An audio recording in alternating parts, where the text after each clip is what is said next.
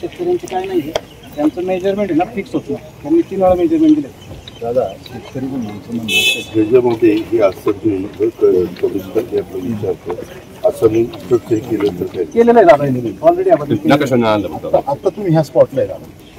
आमचं म्हणणं शेतकरी म्हणून असं आहे की पूर्ण रस्त्याची जॉईन मेजरमेंट घ्या. जॉईन मेजरमेंट घेऊन वड्याची जी साईड नाल्याची ती गाव नकाशा फायनल करून त्या साईडनी माप टाकावं. कारण त्या साईडनी वड्याला चिटकून रस्ता आहे. रस्ता चिटकून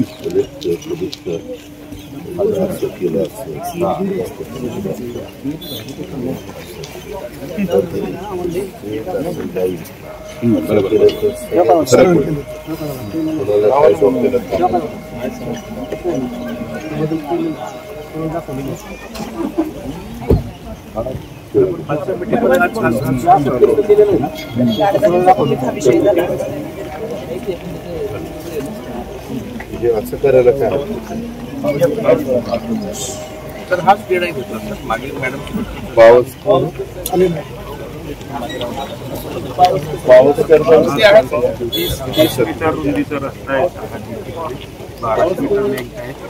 रस्ता आहे, 100 फूट रुंदीचा रस्ता. आता इथं 7 शेतकरी 7 शेतकरी अलाइनमेंट ह्याच्यामध्ये फक्त इथं सर हे रिव्हरवर इथं ब्रिज घ्यावं लागेल.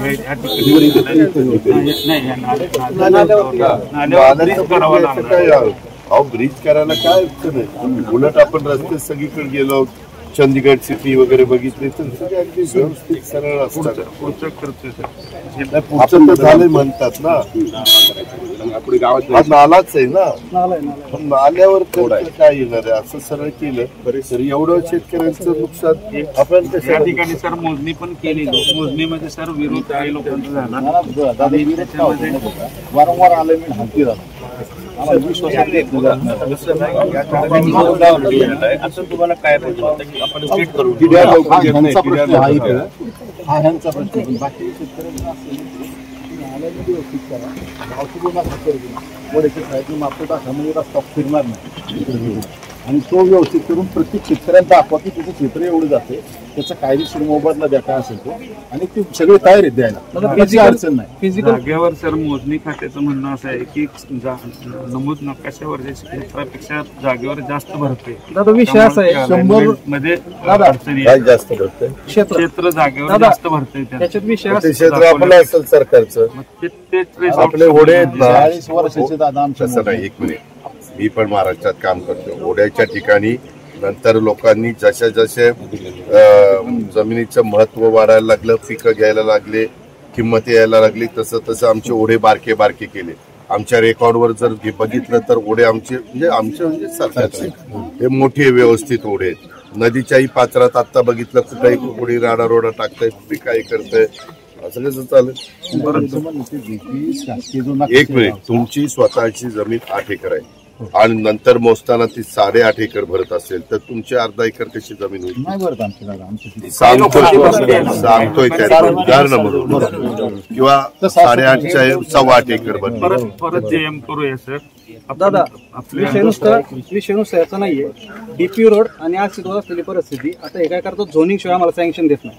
आता परिस्थिती अशी होणार, तुम्ही डीपीला जर का काउंट केला ना, आम्हाला सँक्शन द्यायचा जर का विचार केला ना, तर फिजिकल परिस्थितीमध्ये आमची जागा जास्त सुटणार आहे. तुम्ही डीपीला जर का अधिकृत केलं तर तुम्ही फिजिकल कंडिशन पाहून रस्त्याचं माप घेऊन तुम्ही बाकीच्या उर्वरित जागेला सँक्शन द्यायला पाहिजे. हा एकदम महत्वाचा विषय, कारण की शेतकऱ्याचं ह्याच्यात नुकसान होणार. आता ते महाजन कमिशनरच्या देखत सांगतात, त्याच्याबद्दल तुमचं काही वेगळं मत असेल तर आता सांगा. पुन्हा नाही, तुम्ही काय करणार, फिजिकल कंडिशन मध्ये तुम्ही सँक्शन द्या.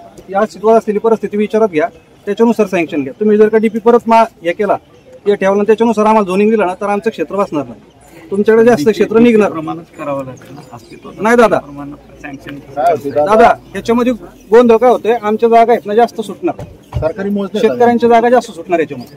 डीपीचा काहीतरी प्रॉब्लेम आहे सर. जास्त सुटणार म्हणजे काय होतंय आता इथं समजा 4 एकर क्षेत्र आहे. जास्त सुटणार म्हणजे नाही, नाही, विषय काय होतो दादा, रस्त्याकडून जर माप टाकलं तर रस्ता 100 फूट वर सारखतोय आणि नाल्याच्या बाजूनी जर माप टाकलं आपलं सरकारी गावच्या नकाशाप्रमाणे तर रस्ता इकडे सरकतोय.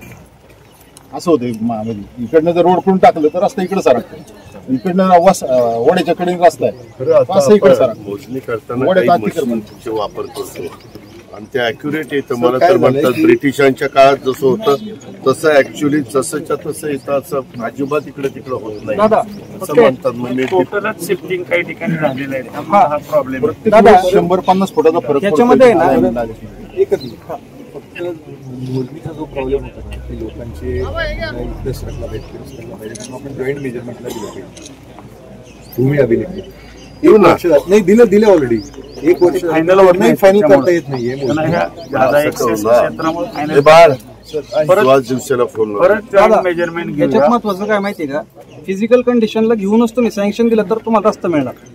तुम्ही डीपीला जर का कॅल्क्युलेट केलं ना परत तर तुमचा गोंधळ कंटिन्यू राहणार आहे. जे सर आपण फिजिकल व्हायला जर काही त्याला मागच्या DP गोष्टी सुसंगत चुकीच्या पद्धत- झाल्या असतील तर आता डीपीच्या निमित्तानं नको का त्या दुरुस्त नाही, ते करायला? सुसंगत करून घेता येईल. तसं जॉईंट मेजरमेंट झाली तर ते सुसंगत डीपीला आहे का नाही ते व्हेरीफाय करून पुढे जाता येईल. सगळं फिजिकली एवढे आहे काय विड्थ अवेलेबल जसं तुम्ही म्हणता आम्हाला काही ऍड जागा अवेलेबिलिटी जास्त आहे डीपीच्या कॅल्क्युलेशन बरोबर.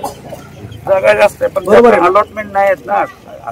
क्षेत्र प्रायव्हेट लोकांच्या जागा याच्यामध्ये जास्त जास्त म्हणजे दाखवलं. कोणाकडे जास्त नाही. नाही, तेच की मोजणी या दादा हा 1089 आणि 8चा हा फरक आहे. डीपीच्या आणि जुन्या नकाशांमध्ये हा फरक पडलेला आहे. दादा अडीपर्यंत दुसरं सापडणार, काय नाही. कंटिन्यू सापडणार. क्षेत्र डीपीला प्रत्येकाचं जर आहे का तेवढंच कॅल्क्युलेट केलं ना, डीपीला जर का वरती AM करूया. डीपी नुसार जर का झोनिंग दिलं ना, शिवाजी, अजित क्षेत्र आमचं बोलतो, जास्त नमस्कार. होणार. ताई, हाच महत्वाचा विषय. शिवाजी काय झालं, कमिशनर मी आणि काही आपले अधिकारी धायरी आणि त्या भागामध्ये आलेलो आहे. तिथं काही डीपीच्या बद्दल आणि आमच्या शेतकऱ्यांचं असं काही वेगवेगळा मतप्रवाह येतोय.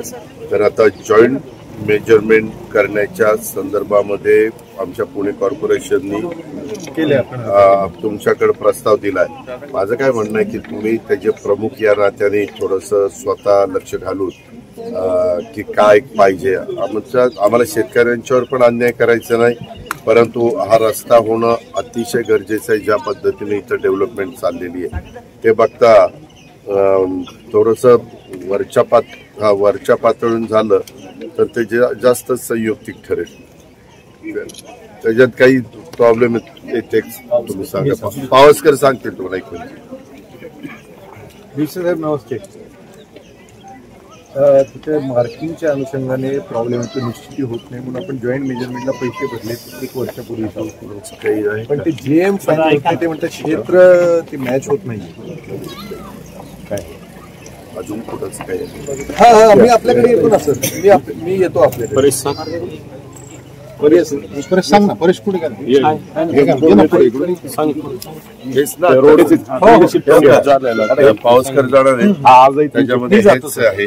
एक तुम्ही प्रणव अजित पवारांना हा अर्ज दिलेला आहे, तुम्ही एक तुमच्याकडे आहोत.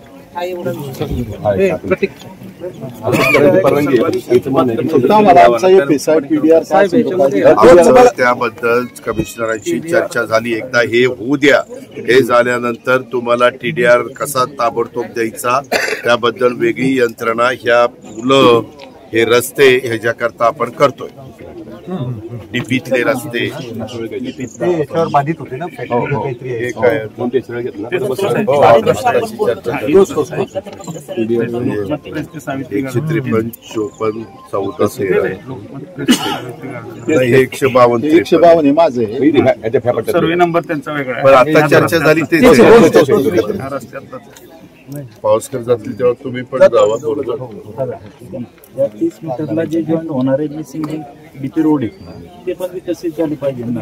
आता पहिल्यांदा हाच रोड का थांबवला हे होऊ दे ना. या दाहिरी रोडवर आहेत ना ते दोन्ही मुख्य दाहिरी रोडवर आहेत आणि डीपी रोड खाली हे जे मिसिंग डीपी रोड एक्झिस्टिंग येते. तर ते केलंय ना ते इथं होणारं जे ट्रॅफिक आहे ना ते कमी होणार आहे. हा रस्ता होता आता बऱ्याच गोष्टी 2-3 रोड आहेत. दोन्ही ऍक्सेस ठीक आहे, ते ओपन पण होणार आहेत ना. ते पण पावसकर हा हे डेव्हलपर्स आहेत इथं बऱ्यापैकी. इथं शेतकरी नाही आहेत. ते करून घेऊ. पहिल्यांदा हे मेन रोड करून द्या.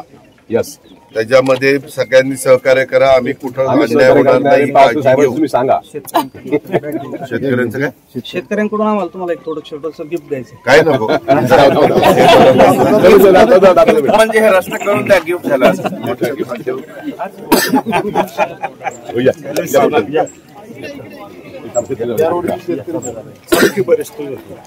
आता मी पहिले शेतकरी बरं काय होय, आम्ही पण शेतकरी. माझा 7-12 दाखव रे.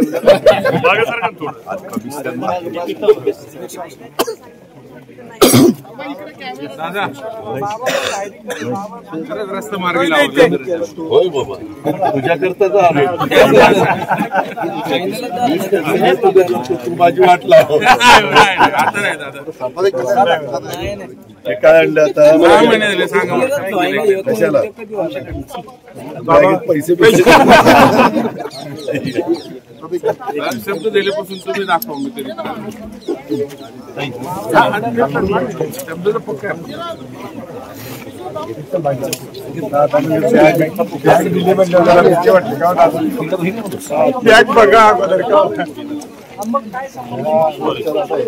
मला उशीर झाला.